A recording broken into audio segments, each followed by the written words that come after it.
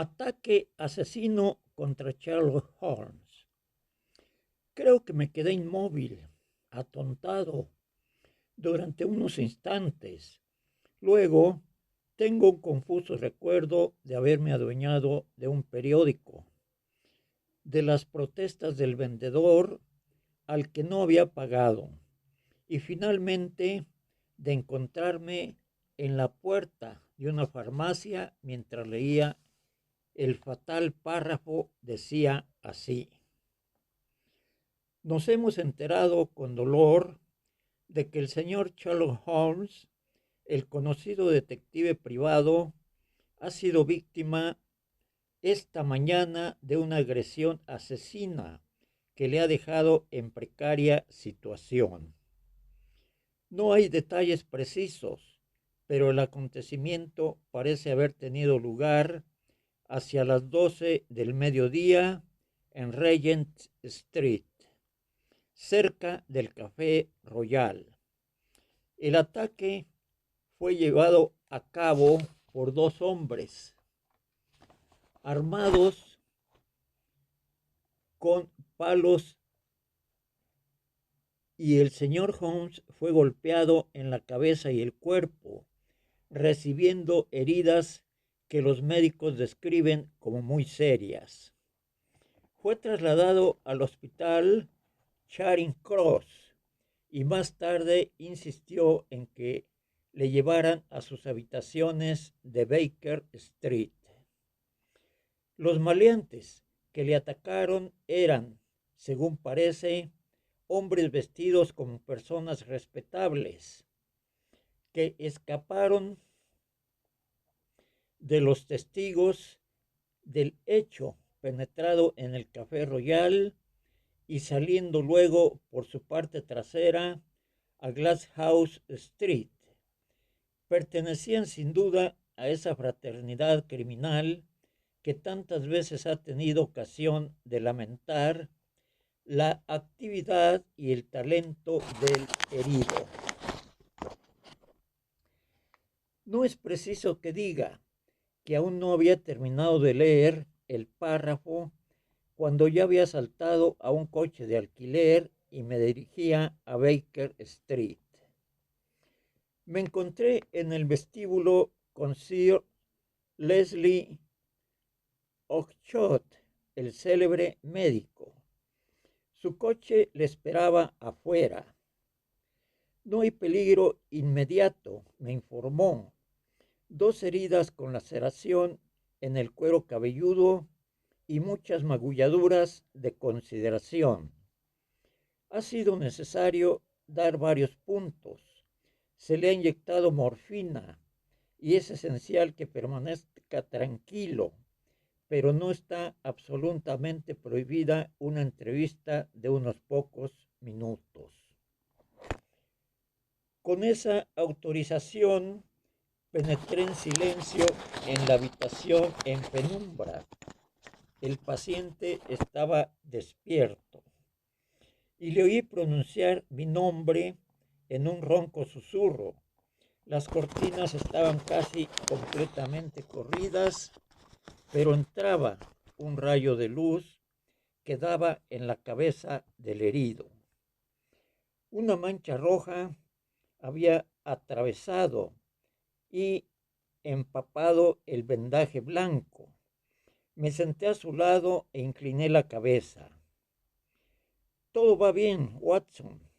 No se asuste, murmuró en voz muy débil. No es tan malo como parece.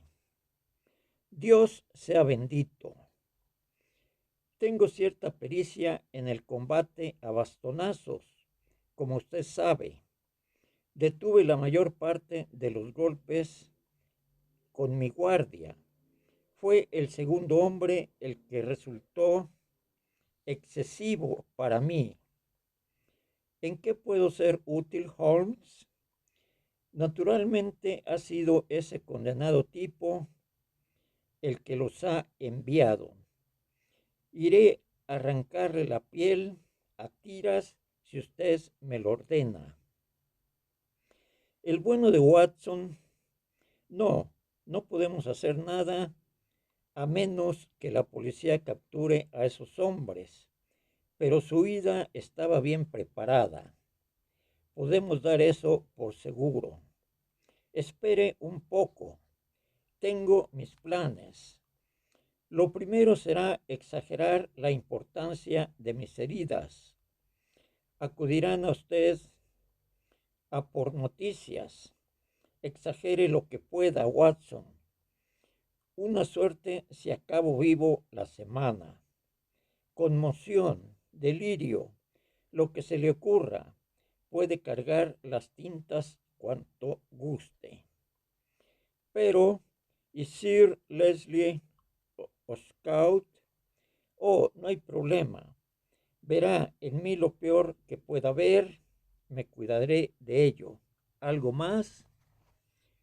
Sí, dígale a Chinwell Johnson que aparte del camino a esa muchacha. Esos tipos simpáticos deben ir ahora por ella. Naturalmente, saben que estaba conmigo en el asunto. Si se han atrevido a meterse conmigo, no es probable que se olviden de ella. Esto es urgente.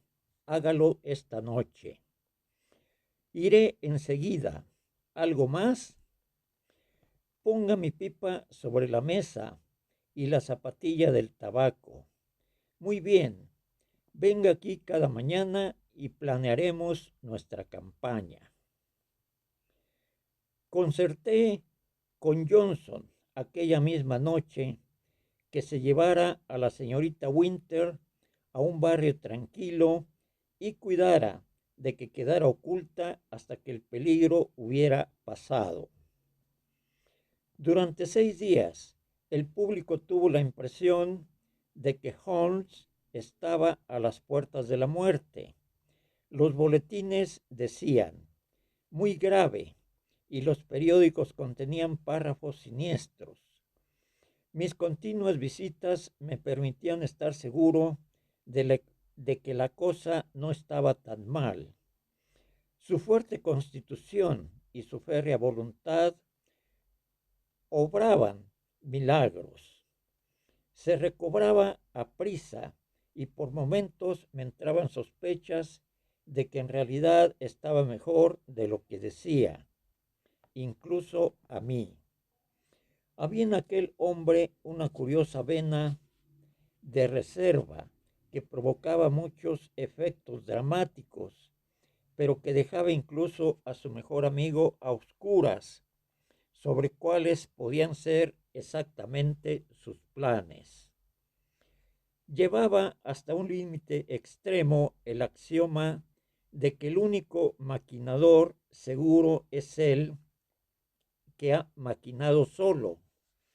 Yo estaba más cerca de él que ninguna otra persona y sin embargo tenía siempre la conciencia de una distancia infranqueable entre él y yo.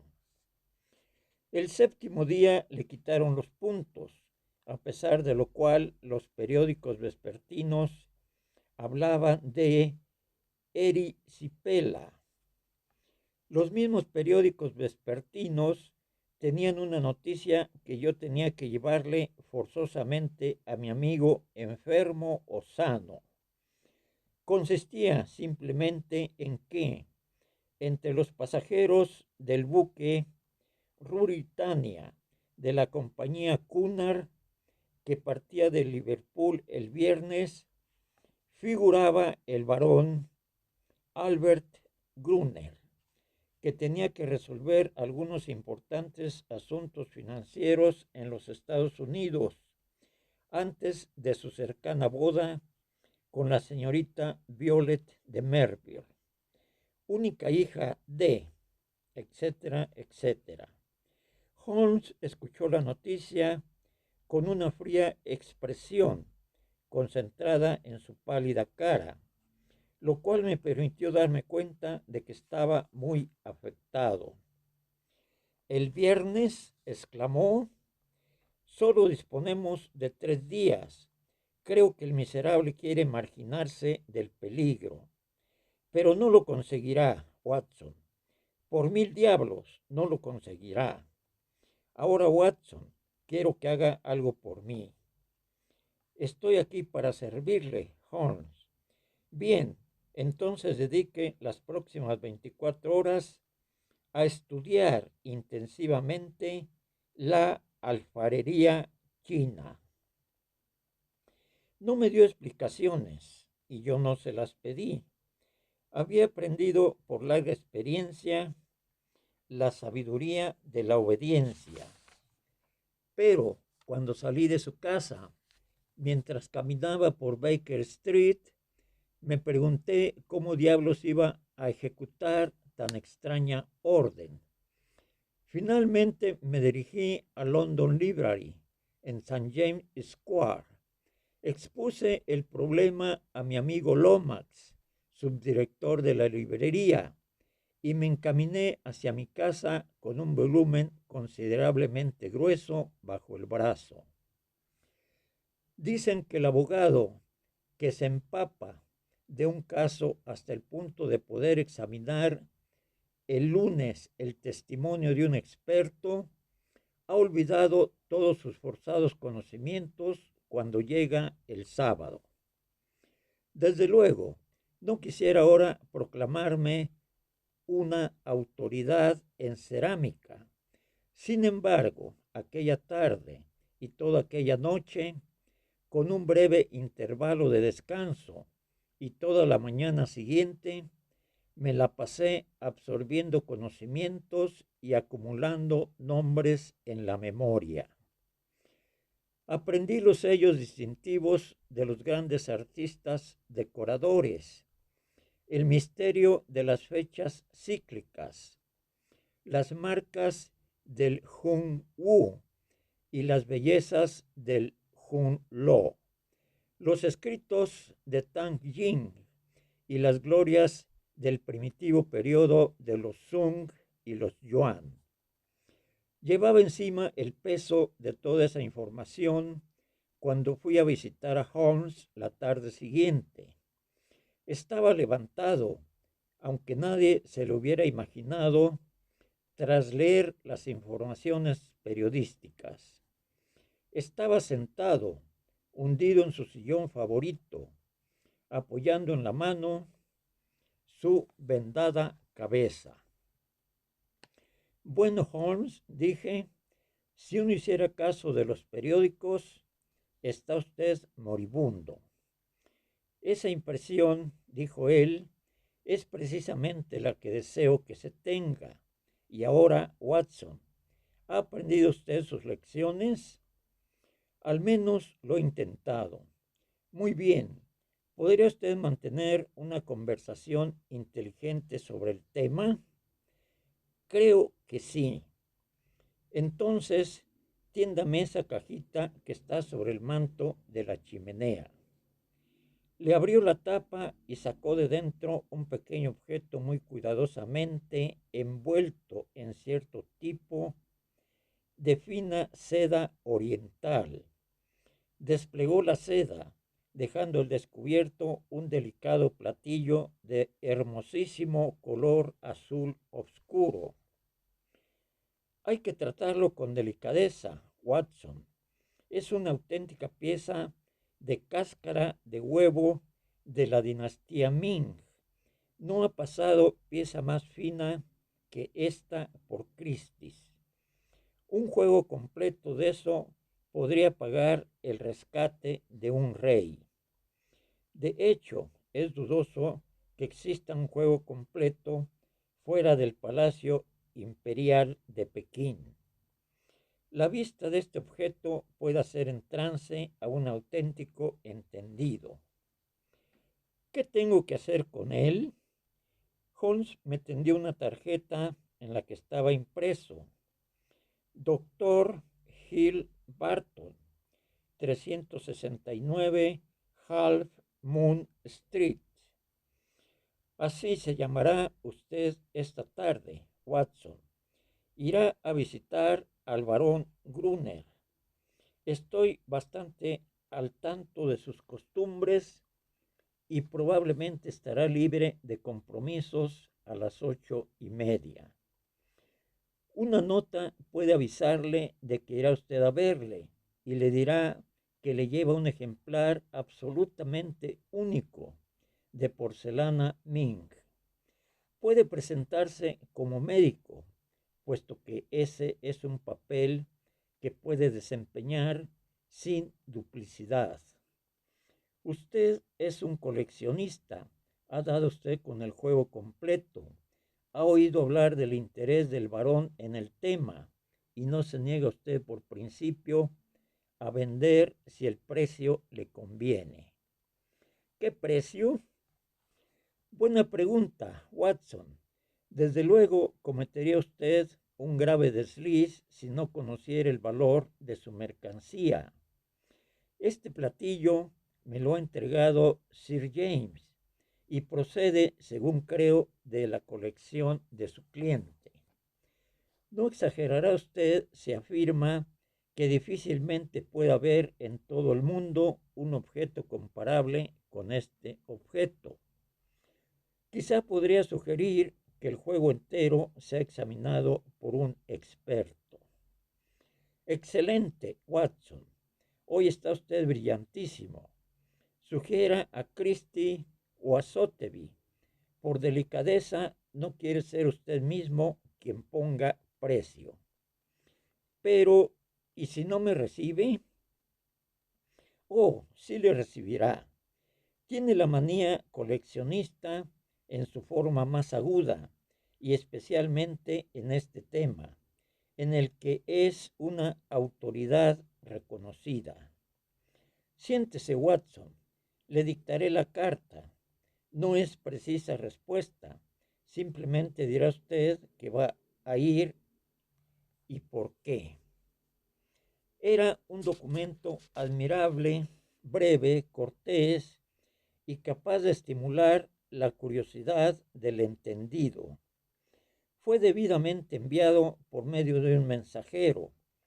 Aquella misma tarde, con el precioso platillo en la mano y con la tarjeta del doctor Gilbarton en el bolsillo, emprendí mi aventura. La hermosa casa y el jardín indicaban que el barón Gruner era, tal como había dicho Sir James, un hombre considerablemente rico. Una larga avenida serpenteante con márgenes de raros arbustos al lado y lado conducía a una plazoleta cuadrada de grava adornada con estatuas. La mansión había sido edificada por un magnate de oro sudafricano en los días de la gran expansión, y el largo y bajo edificio, con torres en cada ángulo, era, pese a ser una pesadilla arquitectónica, imponente por su tamaño y su solidez. Un mayordomo que en cuanto a presencia hubiera sido el adorno de una reunión de obispos, me hizo entrar y me puso en manos de un lacayo en traje de felpa, que me condujo a presencia del varón. El varón se encontraba delante de una gran vitrina abierta entre las ventanas, que contenía parte de su colección china. Se volvió al entrar yo con un pequeño jarro marrón en la mano. Siéntese, doctor, haga el favor, me dijo. Estaba contemplando mis tesoros y preguntándome si realmente puedo permitirme aumentarlos. Este pequeño espécimen Tang del siglo VII probablemente le interesará. Estoy seguro de que jamás habrá visto un trabajo más fino ni un brillo más rico. ¿Ha traído usted el platillo Ming del que me hablaba? Lo desenvolví cuidadosamente y se lo tendí. Se sentó en su escritorio, encendió la lámpara, ya que estaba oscureciendo, y se puso a examinarlo. Mientras lo hacía, la luz amarilla daba de lleno en sus facciones y pude estudiarlas con detenimiento. Era, desde luego, un hombre notablemente bien parecido. Merecía plenamente su reputación europea de belleza. En su figura no era más que de mediana estatura, pero sus líneas eran esbeltas y fuertes. Tenía la cara morena, casi oriental, con grandes ojos negros y lánguidos que fácilmente podían suponer una fascinación irresistible para las mujeres. Su cabello y su bigote eran intensamente negros. Este último era corto, en punta, y estaba cuidadosamente engomado. Sus facciones eran regulares y agradables, salvo por la boca recta y de labios delgados. Si alguna vez he visto una boda de asesino, era esa. Un cruel, una cruel y dura incisión en el rostro, comprimida, inexorable y terrible. Hacía mal en mantener el bigote separado de ella, porque aquella boca era la señal de peligro de la naturaleza, puesta allí como una advertencia para sus víctimas. Su voz era agradable y sus modales perfectos. En cuanto a edad, le hubiera hecho poco más de 30, aunque posteriormente supe que tenía 42. Muy hermoso, realmente muy hermoso, dijo por fin. ¿Y dice usted que ha conseguido un juego homogéneo de 6? Lo que me asombra es que nunca había oído hablar de tan magníficos especímenes. Solo conozco uno en Inglaterra capaz de compararse a este, y desde luego no es probable que sea puesto en venta. Sería indiscreción de mi parte, doctor Hill Barton, preguntar de dónde ha conseguido esta pieza. ¿Importa realmente? Pregunté, con el aire más despreocupado que pude adoptar. Como ve, la pieza es auténtica y en cuanto a su valor, me remitiré a la evaluación de un experto. Muy misterioso, dijo él, con un breve destello suspicaz en sus ojos oscuros. Cuando se trata de objetos de tanto valor, uno desea saber, naturalmente, todo lo que concierne a la transacción. Es indudable que la pieza es genuina. Esto no lo pongo en cuestión, pero suponga, estoy obligado a tomar en consideración todas las posibilidades. Suponga que luego resultara que ni tiene usted derecho a venderla.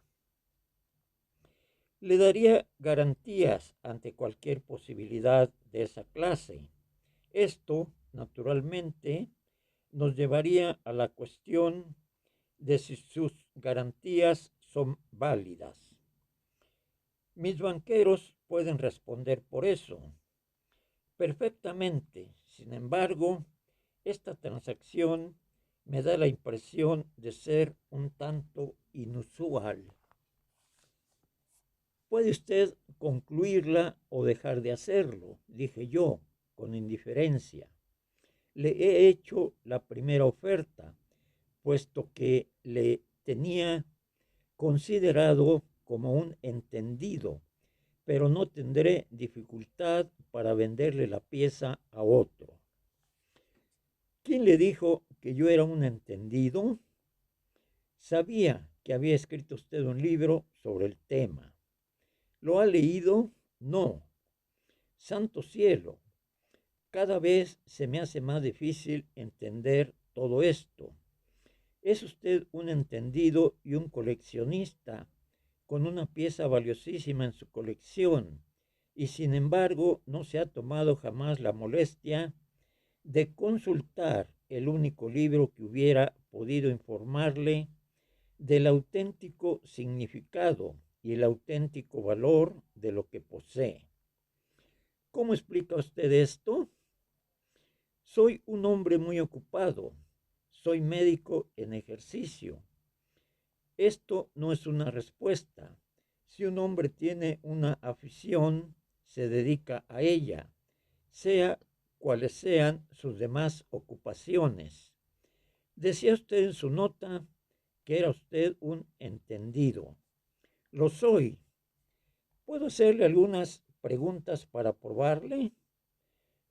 Me veo obligado a decirle, doctor, si es que realmente es usted médico, que este incidente se me hace cada vez más sospechoso. Puedo preguntarle lo que sabe del emperador Shomu y cómo lo relaciona con el Socho-in cerca de Nara. Santo Dios, ¿esto le desconcierta? Dígame algo de la dinastía Wei del Norte y de su lugar en la historia de la cerámica. Me puse en pie de un salto, simulando ira. Esto es intolerable, caballero, dije.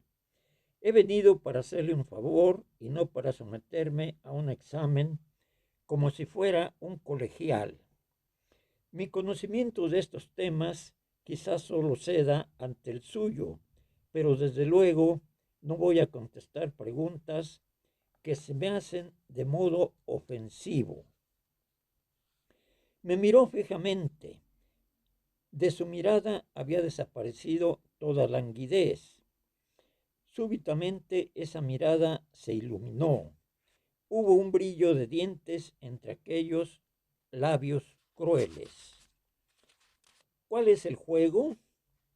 ¿Está usted aquí como espía? ¿Es usted emisario de Holmes? Esto es un truco para engañarme. Ese tipo se está muriendo, según tengo entendido, así que manda a su instrumento para que me vigile. Ha entrado aquí sin permiso y le doy mi palabra que le será más difícil salir que entrar.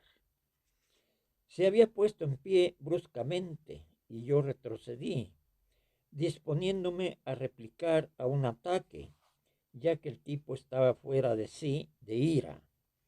Probablemente había sospechado de mí desde un comienzo. Indudablemente sus preguntas le habían permitido comprobar la verdad, pero estaba claro que ya no podía esperar engañarle. Abrió un cajón de su escritorio y lo revolvió furiosamente, buscando algo. Luego, algo le llegó a los oídos, ya que se inmovilizó escuchando intensamente. ¡Ah! Gritó. ¡Ah! Y se abalanzó hacia la habitación detrás suyo. En 2 zancadas estuve junto a la puerta abierta y siempre conservaré en la memoria una viva pintura de la escena que vi. La ventana que daba al jardín estaba abierta de par en par. Junto a ella, con el aspecto de un horrendo fantasma, con la cabeza envuelta en vendajes sanguinolentos, con el rostro tenso y lívido, estaba Sherlock Holmes. Al instante siguiente había saltado por la apertura y oí el ruido de su cuerpo al caer entre los laureles del exterior.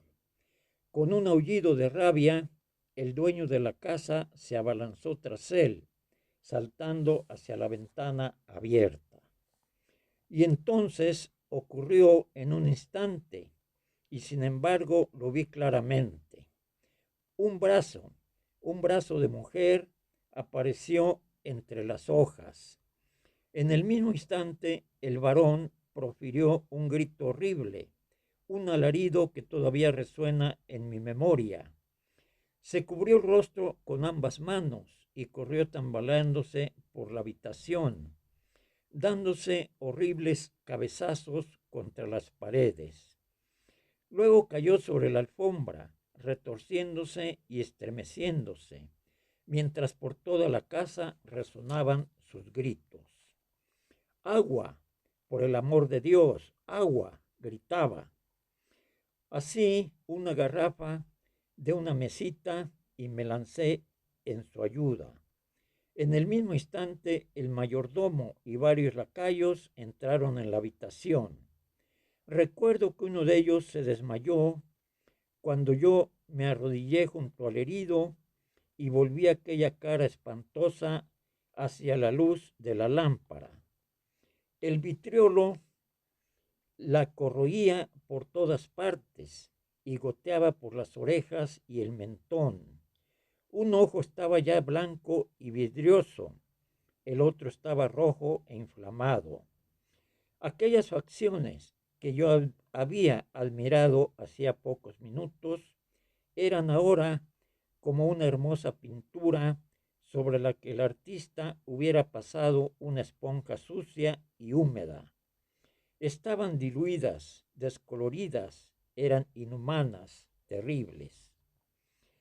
Expliqué en pocas palabras lo que había ocurrido exactamente en lo que se refería al ataque con vitriolo. Algunos habían saltado por la ventana y otros habían salido corriendo al césped, pero había oscurecido y empezaba a llover. En medio de sus chillidos, la víctima blasfemaba a gritos contra la vengadora. Ha sido esa salvaje. Kitty Winter chillaba. Oh, esa diableza. Lo pagará, lo pagará. Oh, santo cielo, este dolor es más de lo que puedo soportar.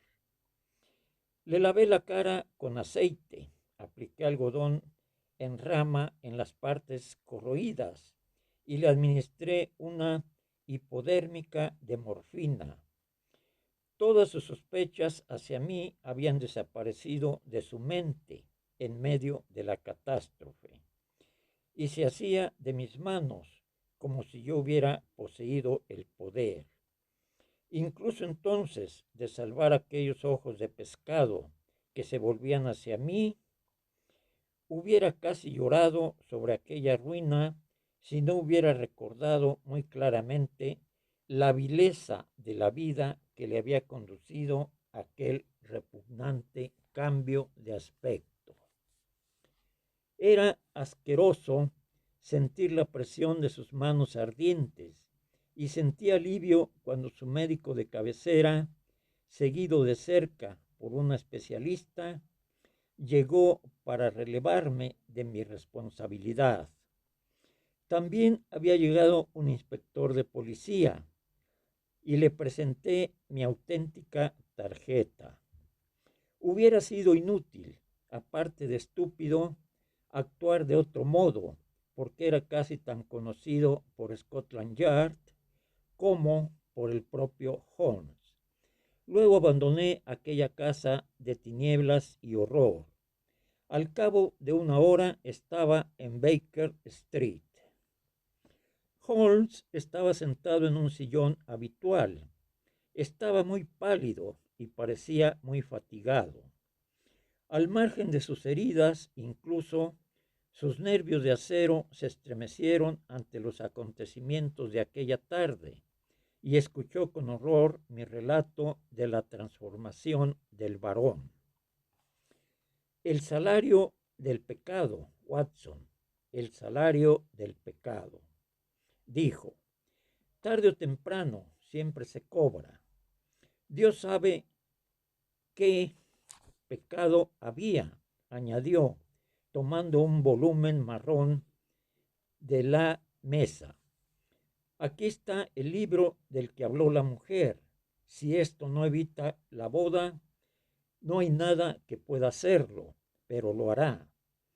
Watson, ninguna mujer que se respete puede soportar esto. ¿Es su diario de amores o su diario de lujurias? Llámelo como quiera. En cuanto esa mujer lo mencionó, comprendí que ahí teníamos un arma tremenda si podíamos apoderarnos de ella. De momento no dije nada que pudiera revelar mi idea, porque esa mujer hubiera podido traicionarla. Pero medité sobre ella. Luego, ese ataque del que fui víctima me dio la oportunidad de conseguir que el varón considerara inútiles las precauciones contra mí. Eso fue oportuno. Hubiera esperado un poco más, pero su visita a América me forzó la mano. Nunca hubiera dejado detrás suyo un documento tan comprometedor. Por lo tanto, teníamos que actuar de inmediato. Robar de noche era imposible. Él tomaba precauciones, pero la tarde ofrecía una oportunidad.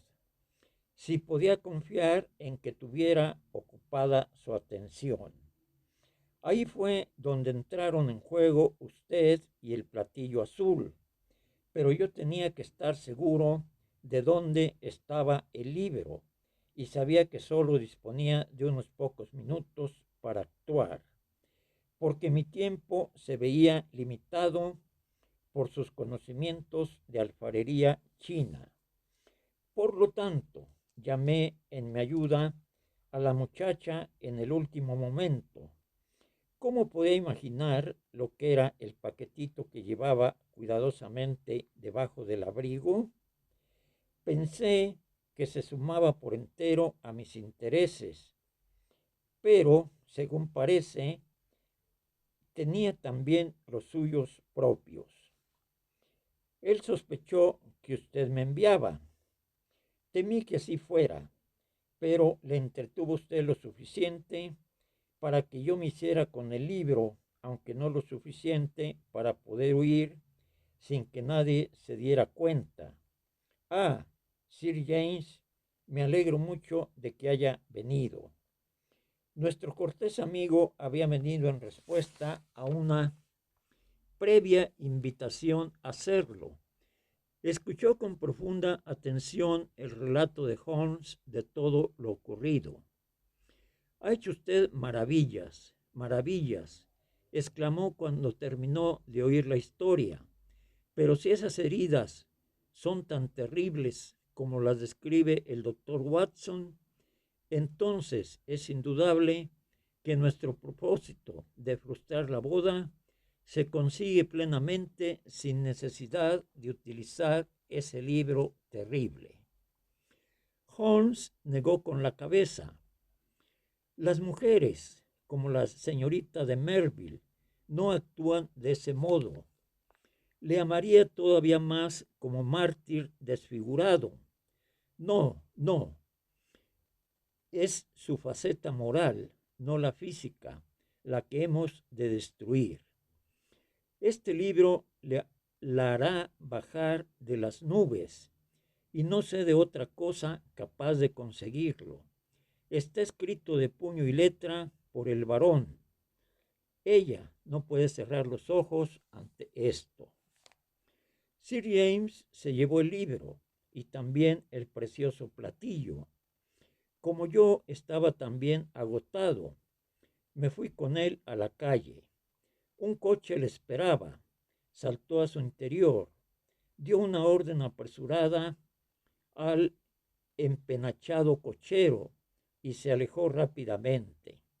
Dejó caer a medias su gabán por la ventana para tapar las armas de la portezuela, pero yo ya había visto a la luz del farolillo de entrada. La sorpresa me dejó boquiabierto. Luego di media vuelta y volví a subir a las habitaciones de Holmes. He descubierto quién es nuestro cliente, exclamé orgulloso con mis grandes noticias.